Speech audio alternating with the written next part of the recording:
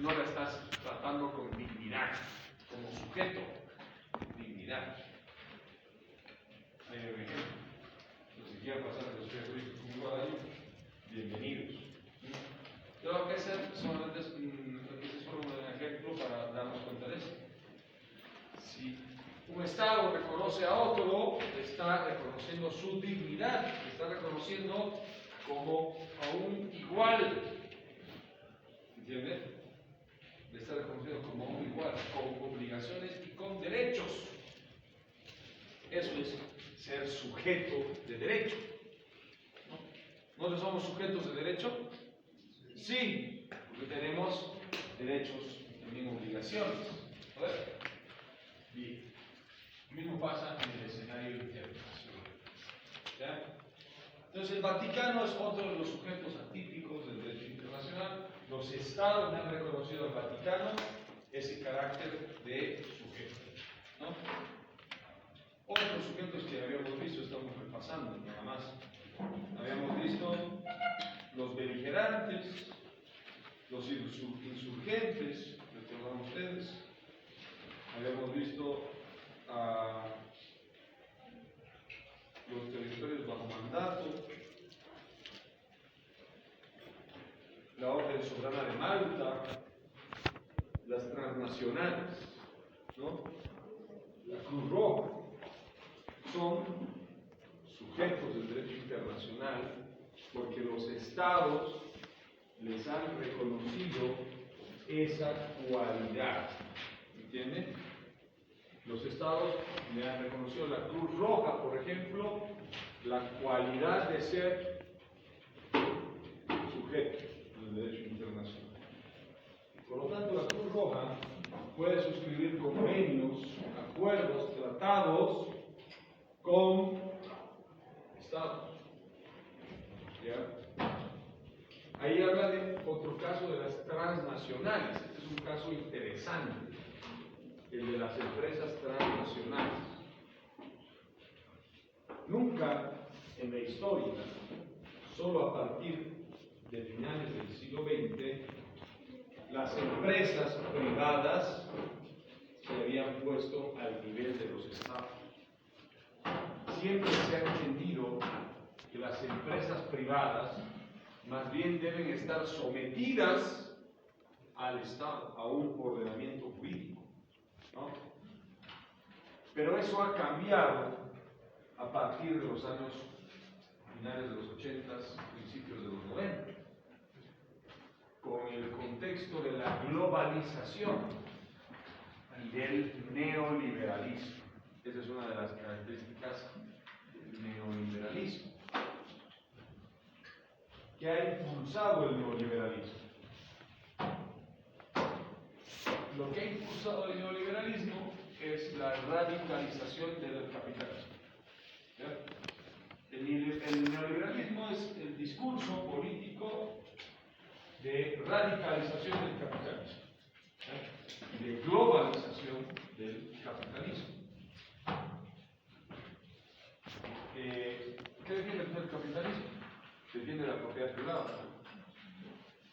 pero no cualquier propiedad privada, es la propiedad privada sobre los medios de producción. ¿Qué son los medios de producción? Han de llevar en economía política. ¿Qué hace su profesor de economía política?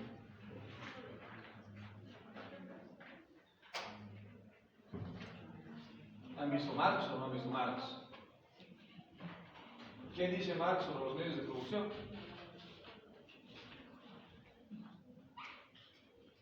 ¿Qué son los medios de producción para Marx? Eso igual vamos a llevar en filosofía jurídica el próximo año, los que quieran ir conmigo. Marx dice claramente que los medios de producción, como dice su nombre, son esos medios para producir. ¿Para producir qué? Riqueza. Una fábrica es un medio de producción. Unas maquinarias son medios de producción. Todo lo que sirva para producir productos o mercancías son medios de producción. ¿Me entienden? Entonces, las fábricas donde se producen yo, mayonesas y ketchup, por decirles algo, o donde se producen automóviles, son medios de producción. Y el capitalismo lo que defiende es propiedad privada sobre esos medios de producción. Y quiere decir que un capitalista va a ser el dueño, o un grupo de capitalistas van a ser los dueños de esa fábrica. ¿No ven? Eso es, en palabras simples. Pero el capitalismo, a finales del siglo XX, comienza a globalizarse. ¿Qué quiere decir eso? Que los estados, principalmente las potencias mundiales, en el escenario internacional, han impulsado a sus empresas privadas para que éstas lleguen a todo el globo. Pero ya incluso ese proceso ya había comenzado mucho antes, con algunas empresas que lograron ya globalizarse, mundializarse, ¿no? ¿Cuál es la empresa más conocida y más famosa del mundo? Coca-Cola, ¿no? Está en todo lado la Coca-Cola, ¿o no? En todos los países, hasta en el país más pobre del mundo, hay una Coca-Cola, hay Coca-Cola, ¿no? Los niños de hoy prefieren Coca-Cola a la leche, tristemente, por eso es que son futuros diabéticos, lamentablemente, ¿no? Yo a mi hija de 9 años le he enseñado, no le prohíbo, le he enseñado que la Coca-Cola es lo peor. No te prueba una gota de Coca-Cola mi hija, ni de ninguna gaseosa. Porque yo creo que como padre tengo el deber, un deber moral, de enseñarle cosas que van a servir para la vida, ¿no? Yo para qué soy padre, pues,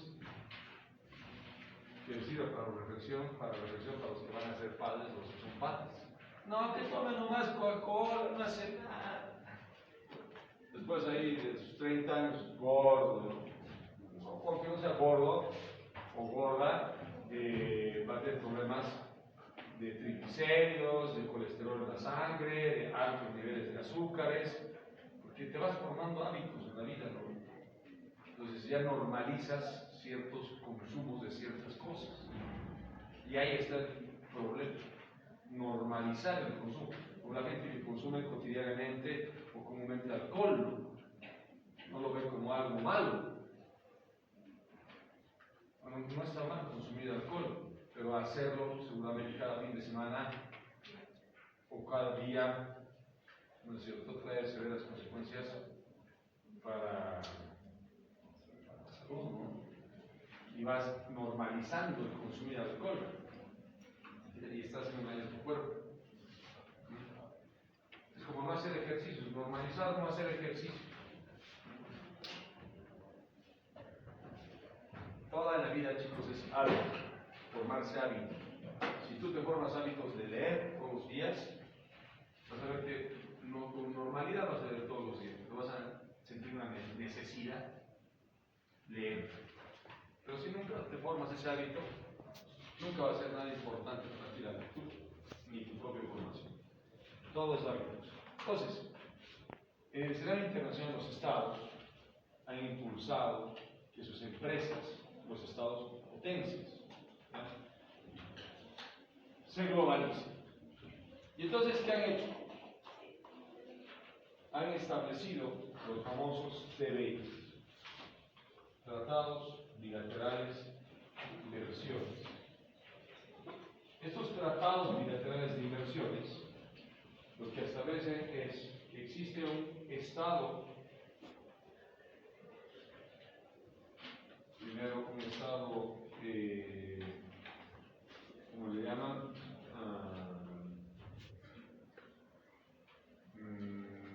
No. El segundo es el Estado receptor de las inversiones. Y el primero es el Estado garante, sí. El Estado garante y el Estado receptor. ¿Qué pasa? Los estados han decidido, ya que han visto, por ejemplo, que en América Latina y en África muchos gobiernos nacionalizaban empresas extranjeras, se habían hecho con las empresas públicas en procesos de privatizaciones, y venía otro gobierno y les nacionalizaba y no les pagaba en muchos casos indemnizaciones. Esas empresas fueron a quejarse a sus gobiernos. Sus gobiernos asumieron, decidieron constituirse en garantes, estados garantes, ¿no? De las inversiones, o también llamados estados protectores de sus empresas inversionistas. Pero los TBIs han comenzado a suscribirse entre estados protectores y estados receptores.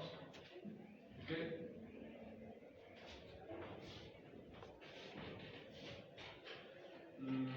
¿Y qué establecen estos TBIs? Estos TBIs establecen cláusulas.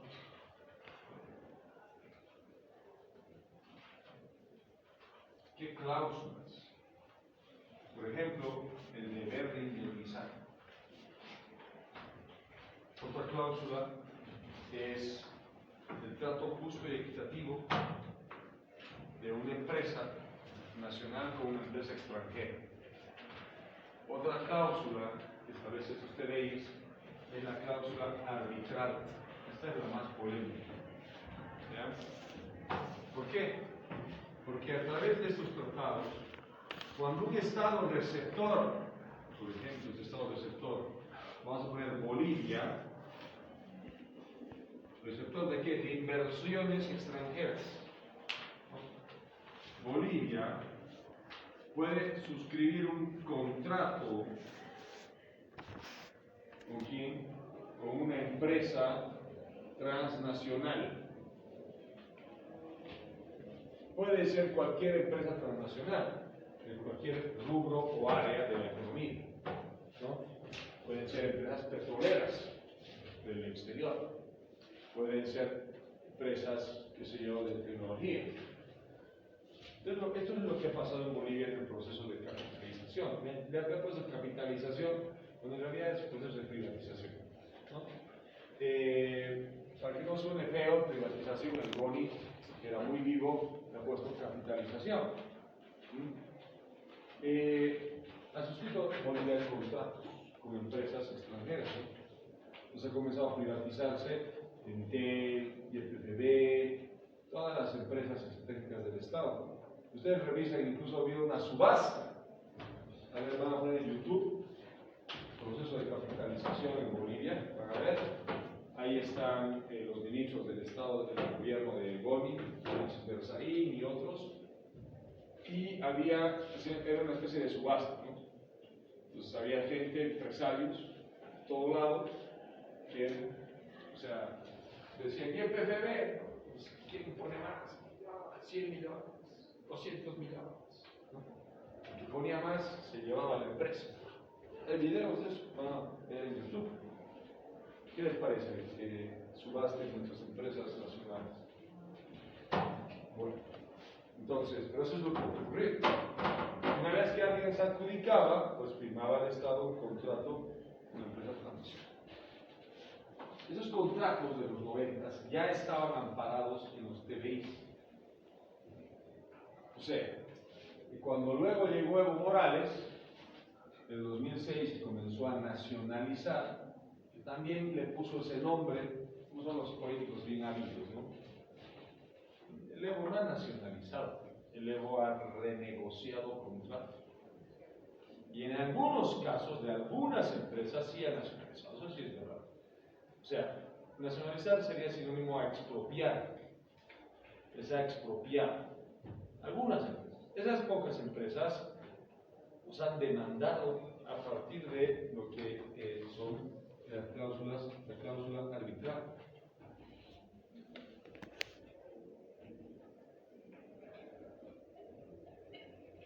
La cláusula arbitral. ¿Ya? Estas cláusulas arbitrales que están en los TBIs, pero también están en los contratos entre el Estado y la empresa, designan un árbitro.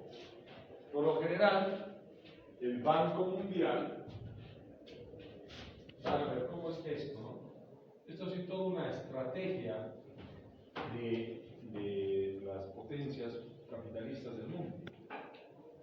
El Fondo Monetario Internacional, Banco Mundial, son, podría decirse, los dos organismos del capitalismo global. ¿Ya? El FMI te financia, pues te da préstamos, ¿no? Es un fondo monetario. Pero el FMI te dice, yo te voy a prestar plata, pero con condiciones. ¿Ustedes creen que nos van a dar plata sin nada a cambio? Nadie les regala nada a nadie, menos estos organismos.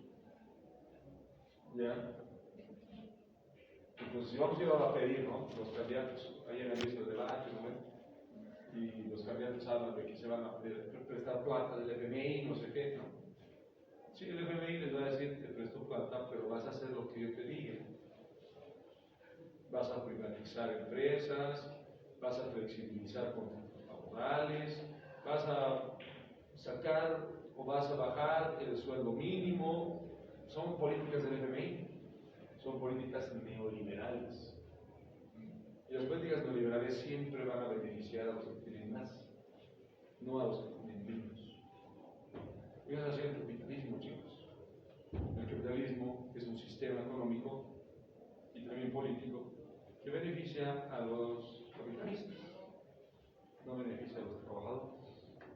Es así. Entonces el FMI nos va a decir, voy a dar platita, pero van a implementar estas políticas. Si no, no hay plata. Los que necesitan plata son ustedes, no el FMI. El FMI tiene mucha plata. Entonces es así de simple. Y el Banco Mundial también es un organismo financiero que te presta plata, pero además tiene dentro del Banco Mundial, o sea, y que impone también las mismas políticas del FMI, el Banco Mundial tiene dentro un organismo, un órgano arbitral que se llama CIADI. ¿Ya? El CIADI es el Centro Internacional de Arbitraje del Derecho Internacional. ¿Ya? Centro Internacional de Arbitraje del Derecho Internacional. ¿Ya? El CIADI es un organismo arbitral. Estos contratos, muchos de ellos, no todos, han designado como árbitro al CIADI. O sea, aquí el Estado, los estados receptores, van a litigar contra empresas transnacionales ante el CIADI. Y el CIADI es un organismo de este sistema capitalista global. Por eso es que muchos dicen que el CIADI no es un árbitro imparcial. En la mayoría de los casos, salvo raras excepciones, siempre ha favorecido a las empresas transnacionales. Y cuando vino Evo Morales, él creyó que era meterle nomás, ¿no? El tipo decía, no, yo le meto nomás y mis abogados luego la arreglan, ¿no? No, señor, no es pues así. Por haberle metido usted nomás así y luego que sus abogados la arreglen, las empresas transnacionales nos han demandado por sumas multimillonarias ante el CIADI y otros tribunales arbitrales. Y todos esos casos los hemos perdido. Todos. Hemos tenido que pagar indemnizaciones como Estado. ¿El Evo ha pagado de su bolsillo? No, esa es plata del pueblo, de todos. Entonces, ¿qué ha pasado aquí? Por no tener buenos asesores, porque claro, la Cancillería meten a cualquier músico, sin desmerecer a los músicos, ¿no? A cualquier artista, al Mamani, ¿no? Están ahí con contratos con la Cancillería, imagínense, en lugar de tener ahí especialistas en derecho internacional en estas áreas, meten a cualquier kid, ¿no? No es culpa de él, es culpa del gobierno que los convoca, los mete en puestos donde ellos no tienen nada que ver, ¿no? Por eso hay un principio que dice, zapatero a tus zapatos. Si yo Si yo soy especialista en Derecho Internacional y no me he dedicado a la música, ¿ustedes creen que voy a tocar aquí, interpretar una gran obra musical con charango? No, ¿ves? Haría pues payasadas. Lo mismo pasa cuando los músicos se meten a temas de diplomacia y relaciones internacionales. Es así. Por eso Bolivia está tan mal. No sabemos respetar esos zapateros, los zapatos. Entonces, ¿qué ha pasado? Bolivia, explicamos el sistema, ¿no? Cómo funciona, ha tenido que pagar en total a todas las empresas a las pocas que han nacionalizado y a la mayoría con las que han renegociado contratos, ha tenido que pagar un monto alrededor de 2.400 millones de dólares. Esa plata la hemos perdido. Por la negligencia, por la imprudencia de nuestros gobernantes, de no prever estos temas, ¿no? Porque ya hay un andamiaje jurídico. Hay algunos autores que dicen que este es el andamiaje jurídico del capitalismo global. ¿Quiénes han creado estos organismos internacionales?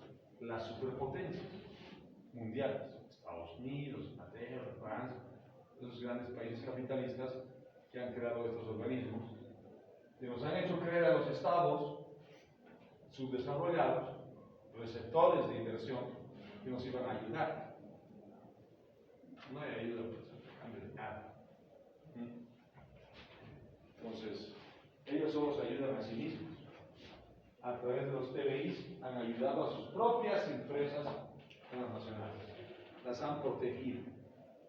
Ahora, si el Estado no quiere pagarles a estas empresas extranjeras transnacionales, los mismos estados garantes pueden demandar a los estados receptores. O sea, es como, digamos, Estados Unidos tiene X empresa y luego Bolivia nacionaliza y no le paga una indemnización y Bolivia no quiere pagarle, Estados Unidos viene y te dice, bueno, no te quieres ver las caras con mi empresa, te vas a ver las caras conmigo. Te vamos a dar aquí un acuerdo. Eso es lo que te está diciendo un Estado protector de las inversiones. ¿Me entienden? Por eso es que estos países van a seguir en el subdesarrollo y estos países van a seguir enriqueciéndose. Porque es así el capitalismo, chicos. Hay ganadores y hay perdedores. Así es simple. Estos nunca van a jugar a ser perdedores. Lo mismo pasa con China. China es parte de este club, ¿no? China, claro, viene y te dice, bueno, con menos interés te presta plata, ¿no? Pero no te regala nada, tampoco. Los chinos son muy hábiles para negociar y para quitarles negocios a los gringos. Están en esa guerra comercial con los Estados Unidos. Pero nosotros somos acá los aplastados, somos el sándwich, ¿no? De esta superpotencia. Y fíjense cómo jurídicamente a nivel internacional es todo ese andamiaje jurídico en favor de los grandes intereses del capitalismo global. ¿Se entiende? Por eso es que las transnacionales ahora tienen casi el mismo peso que un Estado receptor y pueden demandar a los Estados receptores de igual a igual. Esto ha venido en violación de una cláusula. Antes, a principios del siglo XX, se formó la cláusula Calvo. La cláusula Calvo fue una norma que la estableció una doctrina, un ex ministro de Relaciones Exteriores de Argentina que se llamaba Carlos Calvo. Él decía algo que hasta buena parte del siglo XX sí funcionó, que los estados, las empresas extranjeras deben someterse a las leyes tribunales nacionales del país donde van a invertir. ¿Ya? Y eso así funcionó hasta finales de los años 70. Esa cláusula estaba vigente. Pero esa cláusula ahora ha dejado de estar vigente por todo eso que nos han provocado, que han generado las grandes potencias mundiales y sus empresas extranjeras. Doctor Bueno, pero ¿por qué al momento de firmar un contrato entre una empresa transnacional y un Estado del sector, por qué si no le convendría al Estado firmaría y aceptaría esos términos? ¿Por qué no revisan bien o no ven bien si les va a ser favorable o no? Una de las razones puede ser porque en América Latina principalmente hemos tenido gobiernos títeres de los Estados Unidos que o sea, no hay otra forma de explicar. Lo que pasa es que nosotros como ciudadanos nos han tomado el pelo muchas décadas. Y ahora nos van a volver a tomar el pelo, van a ver.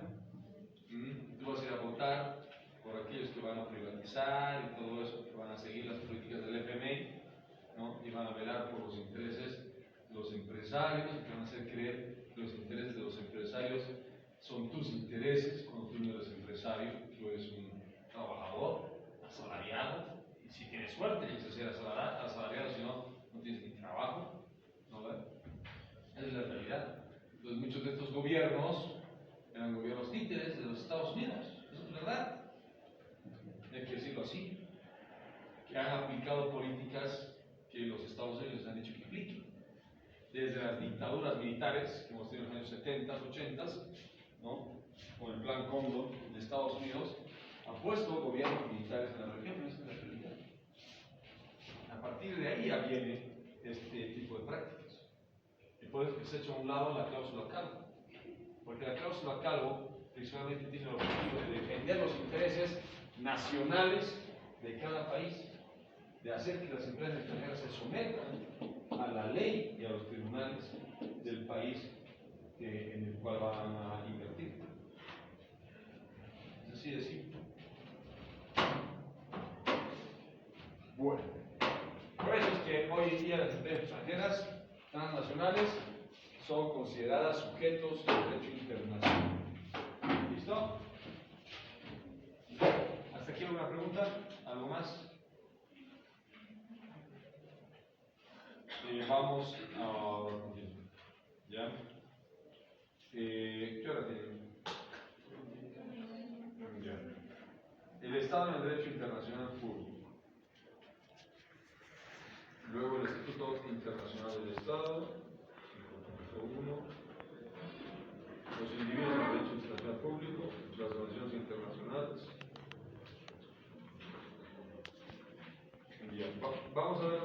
Vamos directamente a este punto de 7, ¿ya? Las organizaciones internacionales.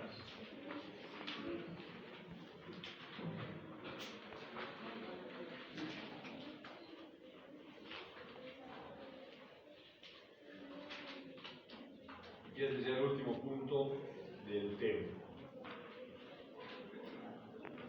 A ver, las organizaciones internacionales, resumiendo lo que dice acá, ¿no?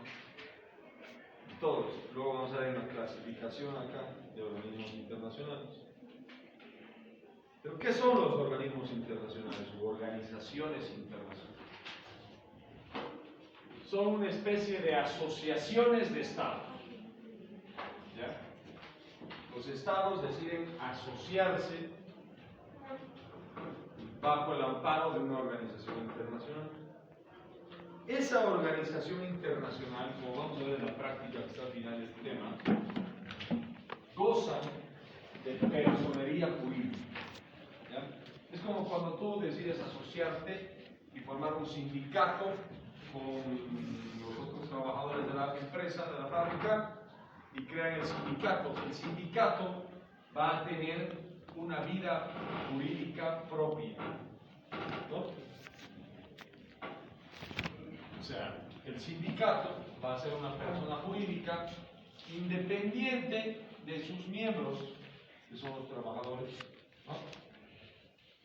Lo mismo va a pasar con las organizaciones internacionales.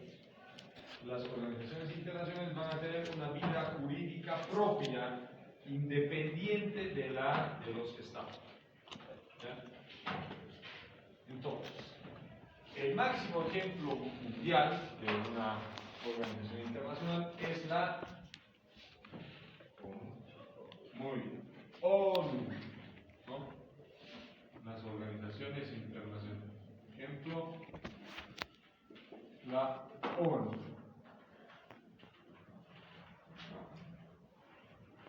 La ONU tiene 193 estados miembros. ¿Ya?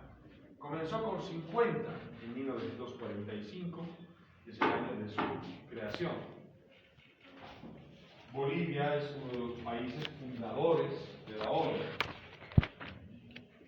La ONU ya tiene 75 años, no, 80 años más o menos, ¿no? De vida. Y está próxima a cumplir 100 años, lo cual es algo interesante porque es una organización que, pese a todas las críticas y su mal funcionamiento en algunas cosas, sigue viva, ¿no? Sigue ahí. Pero luego vamos a hablar de la ONU, ¿no? Es un ejemplo. Esta organización ha sido creada por su propio estatuto. Su estatuto se llama Carta de la ONU, Carta de las Naciones Unidas. Así se la llamaba. Pero es un estatuto jurídico. ¿Ya? Es un tratado internacional que los estados que han fundado la ONU, los 50 estados, en 1945 han suscrito ese tratado, que le han bautizado con el nombre de Carta de Naciones Unidas. Este estatuto de la Carta de las Naciones Unidas es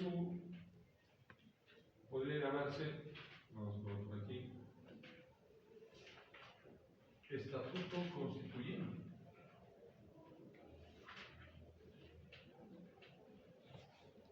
Porque lo que hace es constituir, crear a la ONU. Es como su constitución política, ¿no? Los estados acá le han atribuido a la ONU una serie de poderes, facultades, derechos y obligaciones.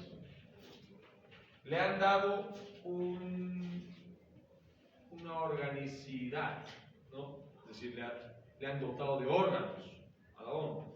La Asamblea General es uno de los órganos, el Consejo de Seguridad es otro de los órganos, la Corte Internacional de Justicia es un órgano judicial, el Consejo de Administración Fiduciario también, entre otros órganos, ¿no? El Consejo Económico y Social, el COSOC, es otro de los órganos de las Naciones Unidas. La Comisión de Derecho Internacional, CDI, también es otro de los órganos de las Naciones Unidas, tiene su propio andamiaje de órganos, ¿ya? Al igual que un Estado, ¿no? ¿El Estado tiene órganos o no? Ahí está. Entonces, cada órgano cumple una función dentro de la ONU. La Secretaría General, otro órgano, cumple una función, que es una función más ejecutiva. Entonces, la ONU tiene vida propia en términos jurídicos. ¿Ya? Es una persona jurídica internacional que tiene su propia personalidad. ¿Ya? Esa es la intención de los estados que han creado la ONU, darle una vida jurídica propia. ¿Entienden? ¿No? Lo mismo cuando ustedes deciden asociarse para fundar una empresa, ¿no? La empresa, una vez que tenga su estatuto, va a tener su vida jurídica propia, ¿no? Diferente a la de sus socios o accionistas, ¿no? Así es simple. Por eso está el derecho, ¿no? El derecho nos permite crear ficciones. Todas son ficciones. formas de organizar instituciones. El derecho tiene esa facultad, tiene el derecho como tal, sea internacional o dentro de los estados, la facultad de crear instituciones. Bien, estas organizaciones internacionales pueden clasificarse de distintos modos. Esto está en la página 154, dice clasificación general de los organismos internacionales por sus fines. Dice por sus fines generales, la ONU, la OEA, por ejemplo, fines especiales. Hay algunos organismos internacionales que solo tienen funciones políticas, otros que solo son de tipo económico financiero, como el FMI, ¿no? Hemos anotado acá, el FMI es otra organización internacional, pero que solo trata temas financieros, ¿no? Militares. Hay organizaciones internacionales de tipo militar, como la OTAN, la famosa OTAN, ¿no? Hay otras organizaciones internacionales de tipo científico, educativo y cultural, por ejemplo la UNESCO. La UNESCO, ¿qué temas trabaja?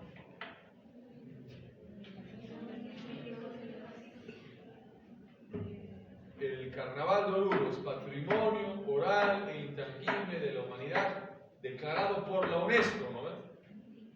La UNESCO, ¿qué hace? Trabaja temas culturales y educativos, ¿no?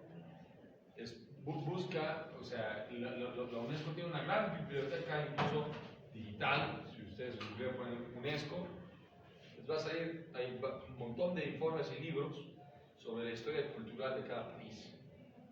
Es interesante eso. Ahí están las declaraciones de patrimonios de la humanidad, donde está el Carnaval de Oruro, ¿no? O patrimonios geográficos de la humanidad igual. Eso está ahí en la UNESCO. Sociales, la OIT, la OMS, técnicos, la ONU, la OASI.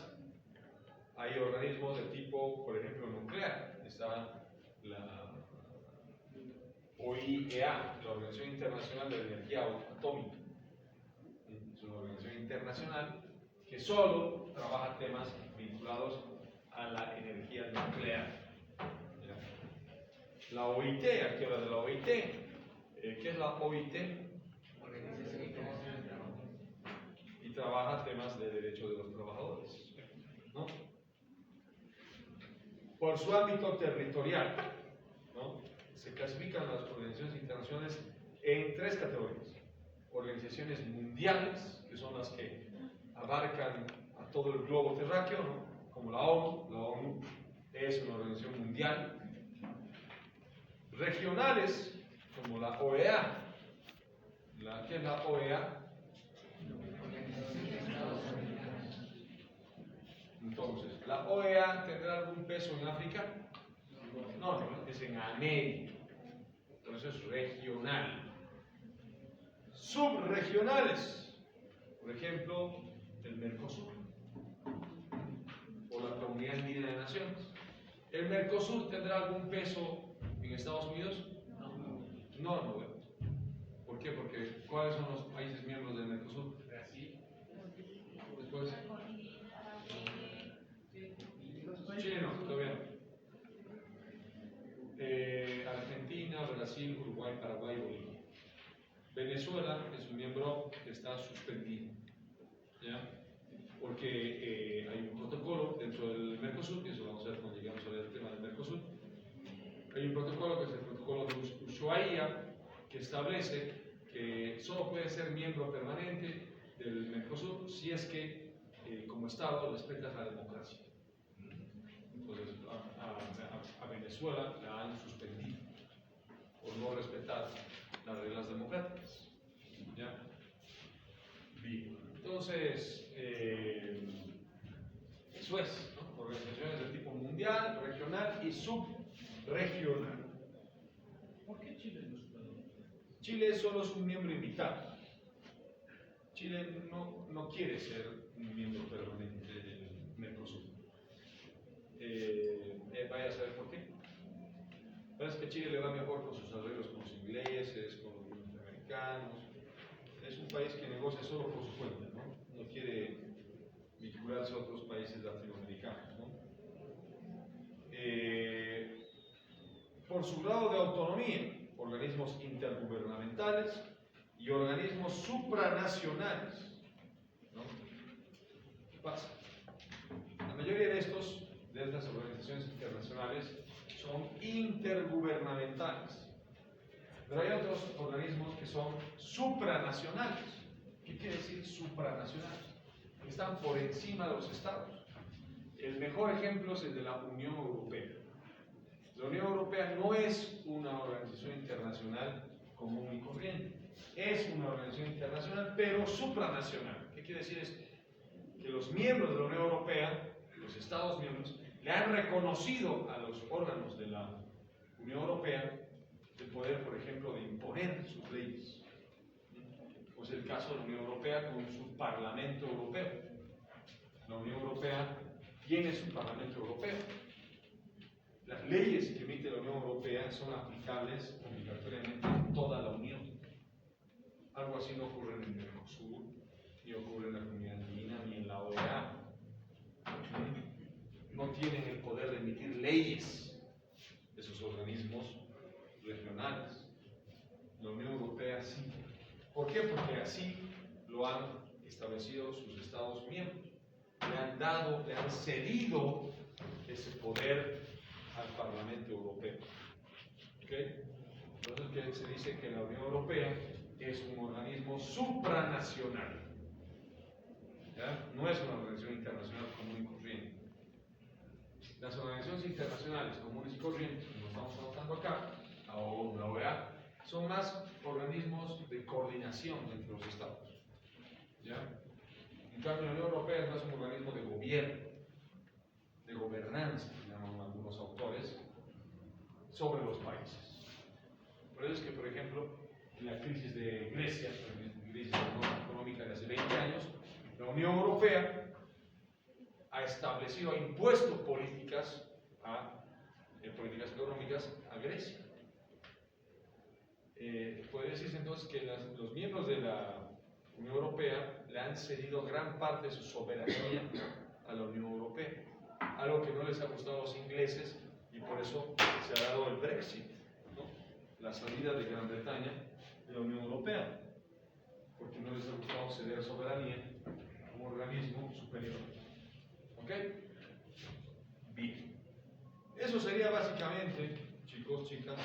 Lo que está en el texto ya son más detalles, pero esto es lo más importante para que puedan entender. ¿Ok? Bien. ¿Hasta aquí alguna pregunta? Vamos a hacer la próxima clase las dos prácticas. ¿Les parece? Sí. La práctica 3 y la práctica 4 la hacemos aquí en el aula. Vengan porque voy a firmarles y solo a los que les firme les voy a hacer valer. ¿Ya? Bien. ¿Qué hora es?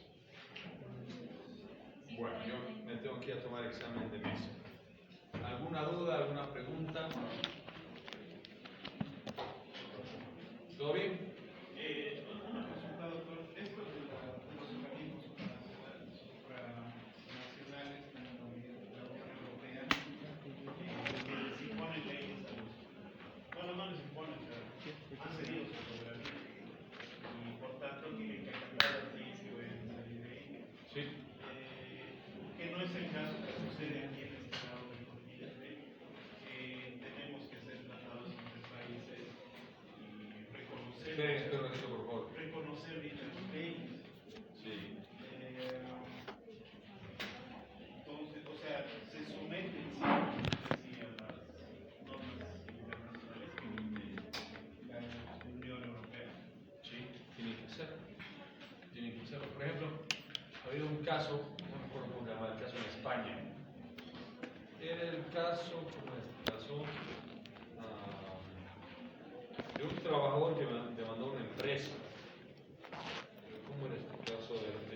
Déjame hacer memoria. Y la pregunta, ahorita la pregunta sería, ¿no tienen nosotros constituciones políticas en cada país europeo? Claro, obvio que tienen. Pero establece ceder competencias a organismos internacionales. Nuestra propia Constitución también tiene eso. Busca 257, parágrafo 2 de la Constitución, habla de ceder competencias a organismos internacionales. Hay un caso en España de un trabajador que mandó una empresa por el TANASI ya reconoció la indemnización porque lo despidieron, ¿ya? Y la ley española establecía que, para resumir, ¿no? La indemnización sería por un costo, por un monto X. Pero él, con su abogado, se escudaron en una ley que emitió el Parlamento Europeo más benéfica para los trabajadores. Entonces el Tribunal Español tenía dos opciones, o aplicar la ley española o aplicar la ley europea. Según la Constitución española, cuando una norma internacional es más benéfica para la persona, debe aplicarse la norma internacional. Eso también está en nuestra Constitución, el 256, párrafo 2 de la Constitución. Si un tratado internacional es más favorable para la persona que lo que está en la Constitución, se aplica el tratado internacional. Y eso pasó en ese caso, en España. El Tribunal Laboral ha decidido aplicar la ley de la Unión Europea que le otorgaba más beneficios económicos al trabajador que la propia ley española. Ahí está, un ejemplo. Bueno, bien. Entonces, la próxima clase, chicos, hacemos las dos prácticas, no se olviden venir.